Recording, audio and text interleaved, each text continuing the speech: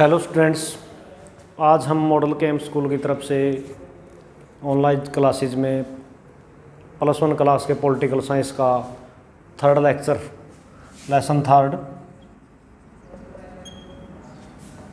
चुनाव और प्रतिनिधित्व। इससे पहले हमने अधिकारों के बारे में सेकंड लेसन किया था। आज देखते हैं हम भारत में चुनाव व्यवस्था में किस प्रकार का शासन प्रणाली अपनाई गई है और प्रतिनिधित्व कैसे होता है। सबसे पहले चुनाव यानी कि भारत में क्या है, लोकतांत्रिक शासन प्रणाली है, लोकतंत्र है। लोकतंत्र होने के लिए या कह सकते हैं लोकतंत्र होने के कारण यहाँ पर जनता शासन को चुनती है। सरकार कौन बनाती है? जनता, जनता का शासन। और इसमें चुनाव में दो प्रकार के चुनाव प्रणाली है, प्रत्यक्ष चुनाव प्रणाली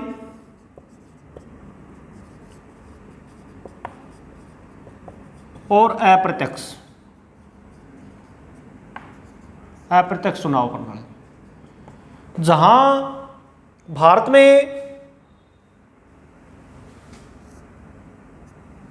प्रत्यक्ष चुनाव प्रणाली होने के कारण यहां पर पब्लिक यानी कि जनता सीधे ही अपने प्रतिनिधियों को चुनती है और प्रतिनिधि आगे सरकार चलाते हैं। यानी कि जैसे हमने देखा है लोकसभा, राज्यसभा, विधानसभा और स्थानीय शासन, इन सब में प्रतिनिधित्व को अपनाया गया। प्रतिनिधि चुने जाते हैं जिनकी उम्र 18 साल या इससे अधिक है, उसको हम वोट डालने का यानी कि इसको बोलेंगे सार्वभौमिक वयस्क मताधिकार। वयस्क मताधिकार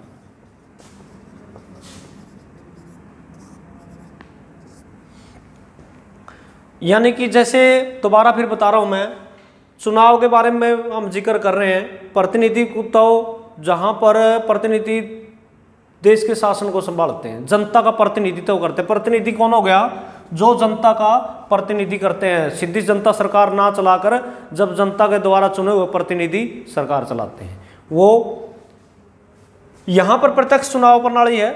जब जनता डायरेक्ट अपने प्रतिनिधियों को चुनती है। यहां कहां चुनती है? लोकसभा में क्या है? प्रत्यक्ष, और राज्यसभा में अप्रत्यक्ष, और विधानसभा में प्रत्यक्ष, और स्थानीय शासन में प्रत्यक्ष। यानी कि भारत में लोकसभा में हमारे जो है जनता सीधे चुनती है, MPs, member of parliament. Rajya Sabha के जो सदस्य चुने जाते हैं वो अप्रत्यक्ष तौर पर जनता चुनती है। यानी कि जो जनता द्वारा चुने हुए प्रतिनिधि है वो राज्यसभा के लिए आगे प्रतिनिधि चुनते हैं। विधानसभा में क्या है? प्रत्यक्ष जनता जो है अपने एमएलए का चुनाव करती है। जैसे हरियाणा में है 90 सीटों के लिए चुनाव होता है, 90 सीटों के लिए चुनाव होता है हरियाणा में। अपने एमएलए 90 मेंबर ऑफ लेजिस्लेटिव यानी कि विधायक चुनते हैं। विधायक बोलते हैं। 90 विधायक हरियाणा में जो है जनता चुनती है। और लोकसभा में 545, 245, विधानसभा में हरियाणा के 90। यहाँ स्थानीय शासन के बारे में जो जिला परिषद,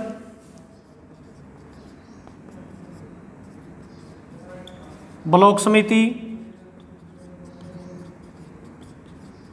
और ग्राम पंचायत, ये सारे के सारे जो है प्रत्यक्ष तौर पर जनता जो है अपने प्रतिनिधियों को चुनती है। यहाँ प्रत्यक्ष और अप्रत्यक्ष। चुनाव में वोट डालने का अधिकार किसको है? जो 18 वर्ष या इससे अधिक आयु के प्रत्येक स्त्री पुरुष, यानी कि जो भारत का नागरिक है, किसी धर्म, मजहब, जाति से हो, अमीर हो, गरीब हो, जिनकी आयु 18 वर्ष या इससे अधिक है, उनको वोट डालने का अधिकार है। उसको हम बोलेंगे सार्वभौमिक वयस्क मताधिकार। यहाँ पर यानी कि जैसे हमने पिछले लेसन में पढ़ा था, मौलिक अधिकार हैं, सभी को समान अधिकार हैं, लेकिन फिर भी भारत में कुछ आरक्षित सीटों या कह सकते हैं आरक्षण के आधार पर सीटों का बंटवारा किया गया है। यानी कि महिलाओं के लिए 33% आरक्षण जैसे यहाँ पर दे दिया। स्थानीय शासन में 33% आरक्षण महिलाओं के लिए है, पिछड़ी जातियों के लिए है, लोकसभा में, राज्यसभा में और विधानसभा में। पिछड़ी जातियों के लोग जो उस आधार पर जो है उनके लिए अलग अलग सीटों का बंटवारा किया गया है। ये तो थे हमारी चुनाव सिस्टम, यानी कि जैसे लोकतंत्र में किस प्रकार के शासन। अगर हम लोकतांत्रिक शासन प्रणाली की बजाय दूसरी शासन प्रणालियों का हम जिक्र करें, इससे पहले हमने दूसरी क्लासों में या छोटी क्लासों में हमने पढ़ा था, अनेक बेल्जियम की है, श्रीलंका की है, तानाशाही सिस्टम हम सरकारें हमने पढ़ी है, पाकिस्तान की है। पाकिस्तान का परवेज मुशर्रफ का हमने शासन देखा है। यानी कि तानाशाही शासन में क्या होता है, किसी प्रकार का, जैसे हमने चीन का उदाहरण लें, चीन में साम्यवादी शासन है, साम्यवादी शासन है, वहां पर बिना इस पार्टी के, साम्यवादी दल है, साम्यवादी दल का शासन रेगुलर रहता है। यहां पर क्या है, एकात्मक शासन प्रणाली है, एकात्मक शासन प्रणाली।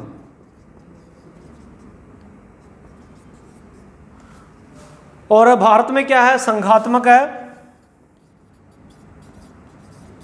भारत में संघात्मक शासन प्रणाली, भारत अनेक राज्यों का संघ है, इसके आधार पर सरकारें नियुक्त की जाती हैं, लिमिट समय के लिए सरकारें बनाई जाती हैं, 5 साल के लिए प्रतिनिधि चुने जाते हैं, 5 साल के बाद दोबारा जनता फिर अपने प्रतिनिधियों को चुन सकती है, दोबारा से दूसरे पॉलिटिकल पार्टियां, यानी कि भारत में बहुदलीय शासन प्रणाली, बहुदलीय शासन प्रणाली।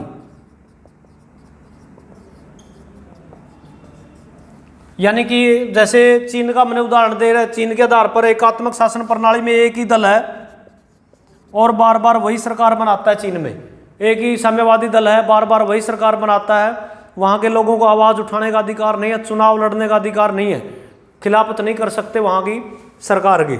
जैसे भारत में क्या है, बहुदलीय शासन प्रणाली है, हमारे यहाँ अनेक राजनीतिक पार्टियाँ हैं, हमारे यहाँ अनेक राजनीतिक पार्टियाँ हैं। जैसे अगर हम देखें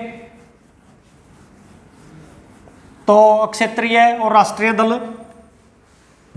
राष्ट्रीय दल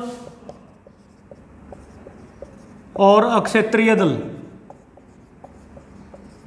यानी कि पूरे देश में अगर चुनाव लड़ने के लिए आपको मान्यता लेनी है तो उसको राष्ट्रीय दल, और पूरे देश में एक राज्य में अक्षेत्रीय दल, जैसे हरियाणा, उसको हम अक्षेत्रीय दल। इस आधार पर राजनीतिक जो है दल बांटे गए हैं और वो चुनाव लड़ते हैं जिसको पब्लिक ज़्यादा वोट देती है, यानी कि लोकसभा में, विधानसभा में और स्थानीय शासन में जिसको ज़्यादा वोट मिलते हैं वही सरकार का हिस्सा होता है, वही शासन स्थापित करता है।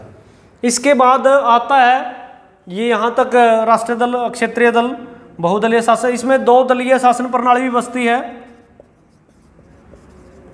जिसमें शासन 2 दलों के अंदर ही बंटा हो, सिर्फ 2 ही दल हों और बार बार उनमें से जिसको जनता ज़्यादा पसंद करती है वही सरकार बनाता है। अमेरिका जैसे आदि द्विदलीय शासन प्रणाली है। इसके बाद आता है वह जो चुनाव है ये कैसे स्थापित किया जाता है। भारत जैसे बड़ा देश है, हमने पहले भी पढ़ा है कि भारत एक लोकतांत्रिक देश है, जनसंख्या ज़्यादा होने के कारण यहाँ अनेक विविधताएं हैं, और इतने बड़े देश में चुनाव करवाना, कह सकते हैं एक निष्पक्ष चुनाव करवाना बहुत मुश्किल है। स्वतंत्र और निष्पक्ष, जो चुनाव में काफ़ी गड़बड़ियाँ होती हैं, क्या चुनाव निष्पक्ष और स्वतंत्र होते हैं, उसके लिए क्या किया गया है, चुनाव करवाने के लिए भारतीय चुनाव आयोग, चुनाव आयोग स्थापित किया है। पूरे देश में सभी प्रकार के चुनावों का जो सिस्टम या कह सकते हैं व्यवस्था स्थापित करता है चुनाव आयोग करता है। इसका एक मुख्य चुनाव आयुक्त,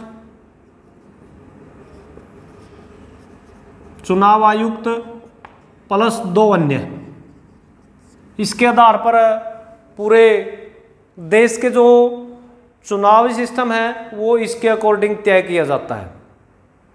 चुनाव आयोग के कार्य क्या है, चुनाव आयोग को जैसे निर्वाचन क्षेत्र स्थापित करना, निर्वाचन क्षेत्र कैसे, मान लीजिए हमने लोकसभा के निर्धारित करने हैं, लोकसभा में 545 हैं, पूरे देश के 545 जनसंख्या के आधार पर 10 लाख लगभग के अकॉर्डिंग है, यानी कि 545 जो निर्वाचन क्षेत्र हैं पूरे भारत के उनको स्थापित करना जनसंख्या के आधार पर, और 545 जो मेंबर चुनकर आने हैं उनके चुनाव का जो उत्तरदायित्व किसका होता है? निर्वाचन आयोग। दूसरा होता है मतदाता सूची तैयार करना। मतदाता सूची में क्या आ जाता है? जिनकी पूरे देश में जिनकी एज 18 साल या इससे अधिक है उनको मतदाता सूची में नाम दर्ज करना। केवल वही वोट डाल सकते हैं, जिनका नाम मतदाता सूची में नहीं होगा वो वोट डालने का कह सकते हैं कि भाग्य, या कह सकते हैं कि वोट नहीं डाल सकता। मतदाता निष्पक्ष अच्छी मतदाता सूची, पहचान पत्र वगैरह अब तो जारी कर दिए गए हैं। अच्छा सिस्टम जो है मतदाता सूची में तैयार किया गया है। आगे आता है निष्पक्ष स्वतंत्र चुनाव करवाना है। वह चुनाव में किसी प्रकार के अमीर का गरीब का विशेष ध्यान कह सकते हैं कि रखा जाए, या कह सकते हैं कोई गड़बड़ ना हो। वह वोटों को खरीदा और बेचा ना जा सके, लोगों को डराना, आपराधिक तत्व जो लोग हैं उनको रोका जा सके, निष्पक्ष और स्वतंत्र चुनाव जो है करवाया जा सके, उनको जो है तैयार करना, या कह सकते हैं चुनाव निष्पक्ष व स्वतंत्र करवाना। इसके बाद आता है निष्पक्ष, जब चुनाव वगैरह स्वतंत्र हो जाते हैं उसके बाद जो इनकी वोटिंग के बाद गिनती होती है, वह किसको कितने वोट मिले हैं उसके आधार पर, टोटल सीटों के आधार पर कितनी सीटें किस राजनीतिक पार्टी को आई हैं उसके बाद सरकार को निर्धारित करना। और इसमें होता है वोटिंग, जब चुनाव होते हैं चुनावी समय में जिन सरकारी अधिकारियों की ड्यूटी चुनाव आयोग लगाता है वो सरकार के अंडर काम ना करके चुनाव आयोग के अंडर काम करते हैं। हमने देखा है कि जब चुनाव के समय सरकारी कर्मचारी जो होते हैं या ज़्यादातर जो है अध्यापक हैं, पुलिस वाले हैं, वो उनकी ड्यूटियां लगती हैं चुनाव के समय, उस समय वो चुनाव आयोग के तहत काम करते हैं, ना कि किसी सरकार के अधीन। ठीक है। इसके बाद हमारा प्रतिनिधित्व है। प्रतिनिधित्व में क्या आता है? इसके लिए योग्यताएं निर्धारित की गई हैं। वह देश का प्रधानमंत्री है, राष्ट्रपति है, राज्यपाल है, मुख्यमंत्री है, इनका चुनाव, इनका प्रतिनिधित्व कौन हो सकता है? जो भारत का नागरिक है। हमने देखा है कि 18 वर्ष या इससे अधिक आयु के प्रत्येक व्यक्ति को वोट डालने का अधिकार है। इसके साथ साथ वो व्यक्ति भी वोट डालने का, कह सकते चुनाव लड़ने का अधिकारी है। जैसे एमपी बनने का 25 वर्ष निर्धारित की गई, मेंबर ऑफ पार्लियामेंट सांसद बनने के लिए आपकी एज 25 होनी चाहिए, राष्ट्रपति के लिए 35, ये निर्धारित की गई हैं। इसके साथ साथ जो है भारत का नागरिक हो, पागल व दिवालिया ना हो, यानी कि मेंटली डिस्टर्बेंस ना हो, कोर्ट के अकॉर्डिंग जो है उसको सज़ा ना मिल गई हो, या कह सकते उसके आधार पर भी जो है कोई केस वगैरह ना हो अदालत से, वो वहाँ भी आप चुनाव नहीं लड़ सकते, आपराधिक मामले दर्ज हों उसके आधार पर। और इस प्रकार से ऐसे व्यक्ति जो है प्रतिनिधित्व नहीं दिया जाता। आगे विधानसभा है, एमएलए चुने जाते हैं। लोकसभा में पूरे 545 जो है निर्वाचन क्षेत्रों में बांट दिया जाता है। प्रत्येक से एक सदस्य चुनकर आता है, 545 सदस्य चुनकर आते हैं। उसके बाद विधानसभा में जैसे हरियाणा का देखें हम, 90 सीटें हरियाणा में निर्वाचन क्षेत्र है। हमने मुख्यमंत्री के चुनाव के लिए कह सकते हैं कि एमएलए के 90 एमएलए जो है प्रत्येक हर निर्वाचन क्षेत्र से एक व्यक्ति जीत कर आता है। 90 सदस्य चुनाव जो है जीतते हैं। उनमें से जिस पार्टी का अधिक बहुमत होगा, बहुमत लगभग आधा, यानी कि लगभग 45 सीटें जो हैं जिस दल को प्राप्त होंगी वो दल सरकार बनाएगा। अगर पूरा बहुमत नहीं मिलता है, कई बार क्या होता है 90 सीटों में से 45 किसी भी दल को नहीं आती हैं, तो वहाँ पर क्या होती है, गठबंधन सरकारें गठबंधन सरकार, यानी कि दो दल मिलकर, दो या दो से अधिक दल मिलकर, कई दल मिलकर सरकार बनाते हैं, सरकार चलाते हैं, तब जाकर उनका आंकड़ा इतने पर पहुंचता है, तब उसको हम गठबंधन सरकार बोलते हैं। हरियाणा में जैसे अब वर्तमान में गठबंधन सरकार है, 40 सीटें बीजेपी के पास थी, कुछ निर्दलीय। निर्दलीय किसको बोलेंगे? निर्दलीय जो बिना, यानी कि भारत में क्या है, प्रत्येक व्यक्ति, कोई भी व्यक्ति अपनी मर्जी से चुनाव लड़ सकता है, कोई पाबंदी नहीं है, कोई जरूरी नहीं है वो राजनीतिक पार्टी से ही चुनाव लड़े, निर्दलीय भी चुनाव लड़ सकते हैं, बिना किसी दल के कोई भी व्यक्ति चुनाव में भाग ले सकता है, उसको निर्दलीय बोलते हैं। और 10 सदस्य है जो जेजेपी के हैं, इसलिए हरियाणा में जो वर्तमान की सरकार जो चल रही है वो गठबंधन सरकार है। ये प्रतिनिधित्व जो है दिया जाता है। हमारे संविधान में जो मौलिक अधिकारों में राजनीतिक जो अधिकार है उनमें आता है वोट डालने का, चुनाव लड़ने के, बिना किसी भेदभाव के, जाति विशेष के, कोई इस प्रकार का कोई भेदभाव नहीं है, सभी को चुनाव में भाग लेने का अधिकार है। फिर भी किसी के साथ भेदभाव होता है, कुछ ऐसे नियम निर्धारित किए, वोटों को खरीदा है, बेचा नहीं जा सकता, वो आपराधिक में आता है। और कुछ ऐसी संस्थाएं हैं वो चुनाव प्रचार में या इसमें भाग नहीं ले सकती, ऐसे सिस्टम बनाए गए हैं, ये आते हैं इसमें प्रतिनिधित्व में। और सभी का सभी जो कंट्रोल करना है वो चुनाव आयोग है। चुनाव आयोग ये ऐसी संस्था है जो सभी आधार पर प्रतिनिधियों की निगरानी, वह कौन प्रतिनिधि कितनी इनकम है, अपना पूरा ब्यौरा, जो भी चुनाव व्यक्ति चुनाव लड़ता है, चाहे लोकसभा हो, राज्यसभा हो या विधानसभा हो, अपनी पूरी इनकम का ब्यौरा देना पड़ता है, वो उसके पास कितनी आय है, कितनी संपत्ति है, उसके आधार पर जो है पूरा का पूरा ब्यौरा उसको चुनाव आयोग में जमा कराना पड़ता है। चुनाव के लिए पूरा का पूरा सिस्टम जो है चुनाव आयोग निर्धारित करता है। तो हमारा आज का यही लेसन था, चुनाव और प्रतिनिधित्व। नेक्स्ट लेसन में इसके आधार पर हम लोकसभा, विधानसभा और राज्यसभा आदि के बारे में अलग अलग से पढ़ेंगे।